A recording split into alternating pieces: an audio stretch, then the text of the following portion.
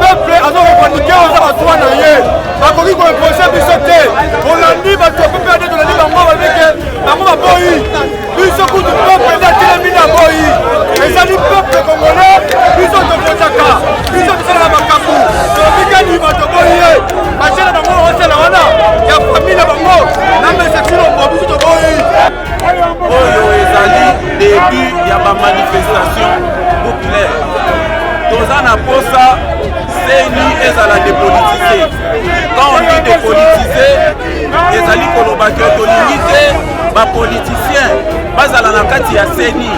Tolingi monsieur Chilombo na monsieur Kabila na Bemba na Moïse Katumbi bazali boke moko. Baya na batu na bango babima na Assemblée nationale oyo politisé banda 2018 et pas monsieur Kabila.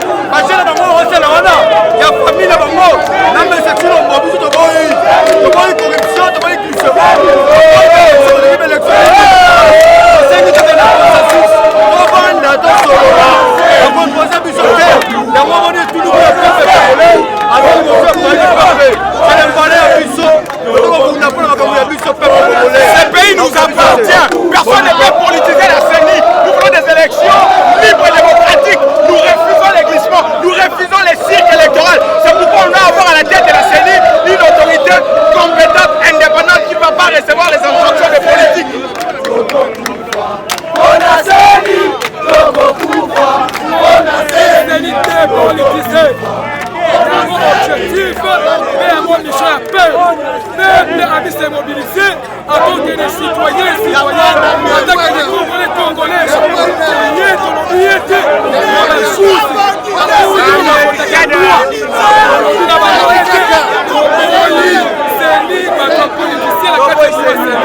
nous voulons une cellule nous voulons une cellule dépolitisée pour préparer les élections crédibles et transparentes.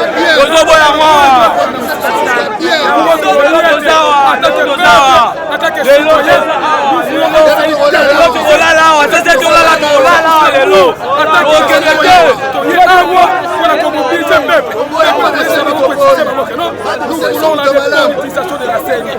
Pour que tu aies une élection solo. Ceux qui tu vas suivre, tu vas suivre. Ceux qui n'y ont pas suivre, tu vas suivre. Il y a un mot style comme on a. On peut dire qu'il y a une confession religieuse. Comme on est quitter. Ils sont cotonniers. Ceux qui vont me quitter. Le bakene, on peut conseiller à Bago. On est à côté de Mboka. Ils sont du matin. Nous voulons une scène dépolitisée. Nous voulons plus de la présence au sein. Nous voulons que on a besoin une semaine seulement plus de politique à la CENI. Nous voulons dire que nous n'avons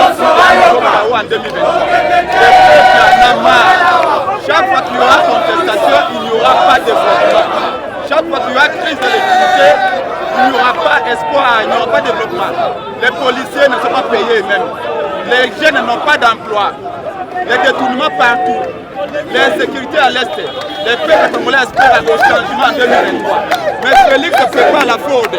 Kabila avait peur seulement la fraude. Où est le changement? Voilà pourquoi nous sommes venus dire aujourd'hui, avec nos frères de Lucha, que nous voulons que la CENI soit dépolitisée. Il n'y aura pas de glissement. On a besoin seulement d'une semaine. Il y a 3 composantes. Il y a le FCC, il y a l'Union Sacrée, il y a la Mboka. Chaque composante va amener 3 délégués autour des composants de Liège, l'église catholique, l'église qui va trouver les autres. Pendant une semaine, on nous réunit, on réforme la loi organisée la CENI, on enlève les composantes politiques de la CENI, et puis on fait. Il n'y aura pas de glissement, une semaine suffit.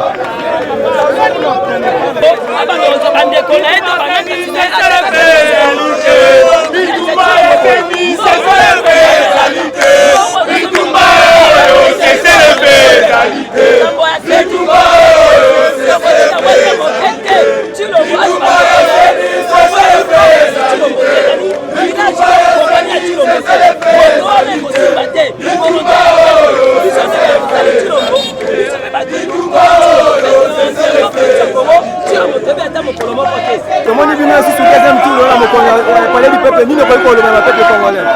Dans le peuple congolais, boyé.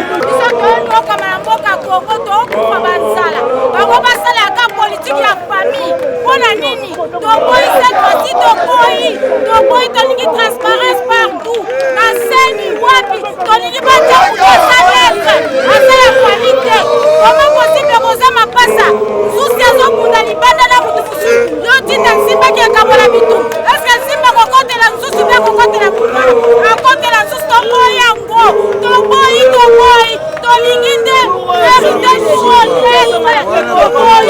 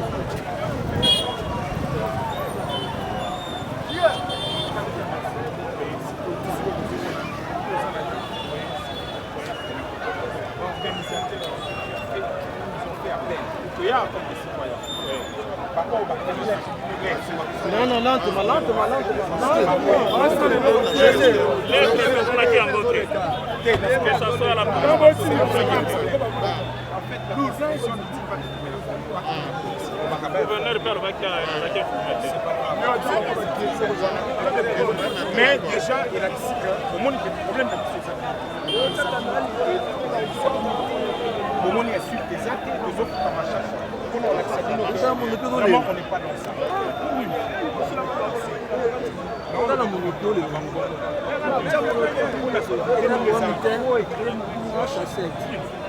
transmettez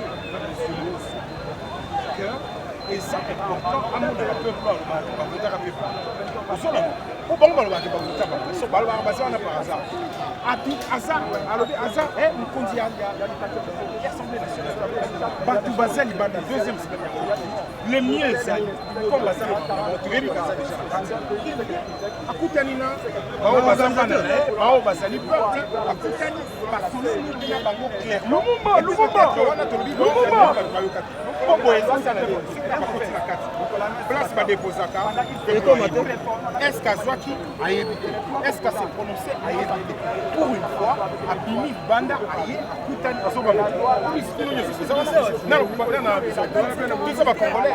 comme ça à Simbi on a beaucoup peuple à monde bateau nyonso ba sécurité nyonso ba na na ba tepe ba caméra ba moniteur ba pesier que tolingi makambo ya décolonisation un point benga na na bino na 2023 et bani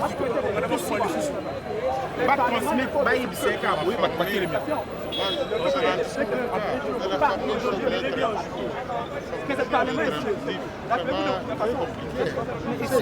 mais je vois souvent quand il y a ce genre de situation pour moi qui entre dedans pour déposer les mots. Vous savez la personne auprès de laquelle vous déposez les mots soit auprès du secrétaire souvent le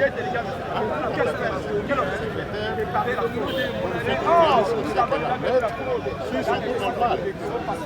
Mais aujourd'hui vous venez pour une autre chose, vous voulez le voir physiquement. Non. On a essayé ça d'abord. Jour à ce pas, j'ai pas la liberté parce que c'est un jour à bosser. La police est là, la police est là. Même la porte, on se là pour les deux sont là pour la protection. C'est aussi des donc en réalité les gens là-bas ils sont là pour respecter non en réalité c'est comme ça. Mais c'est aux autres, je sais qu'ils vont c'est ça. Mais si même ça ici le Peuple ba Monique, bien sûr Monique au Sali Moussala c'est comme ça.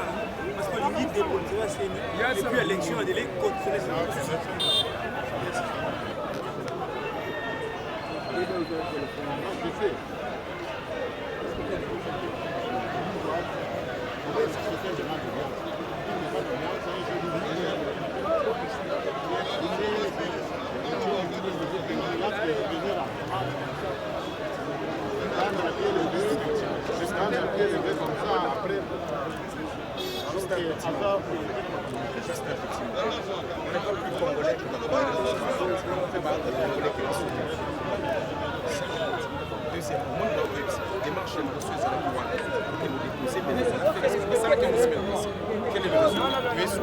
Ça vous donne encore du boulot.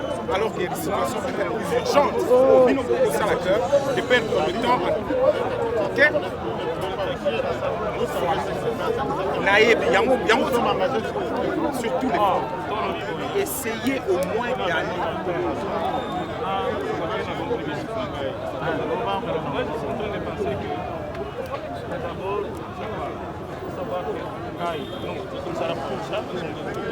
Parce que l'Assemblée nationale, c'est une institution. Il y a des délégats ici qui s'occupent de la sécurisation de l'Assemblée nationale. Vous savez, c'est à l'intérieur pour servir de l'Assemblée nationale. C'est qu'il faut faire. Envoyer tout le monde. Nous allons débattre avec eux. C'est eux qui gèrent tout ça. C'est eux qui connaissent par où commencer et finir. Vous comprenez? Nous allons les écouter, vous nous donnez les idées. On saura.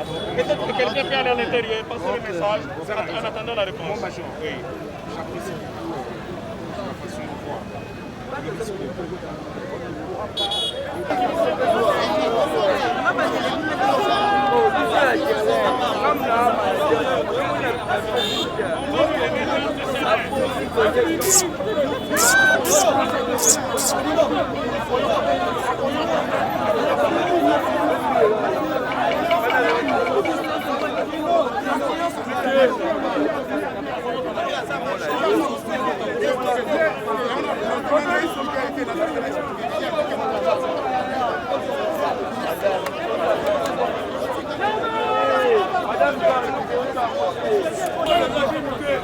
Oh, c'est injustice, ça, comme on a un Mboka.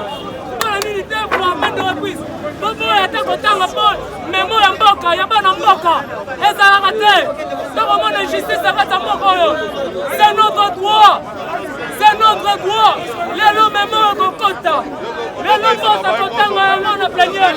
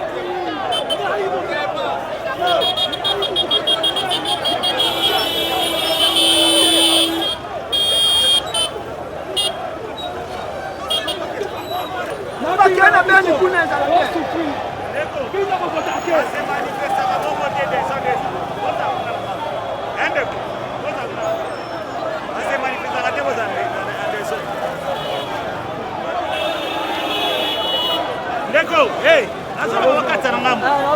Asolo bakatsa.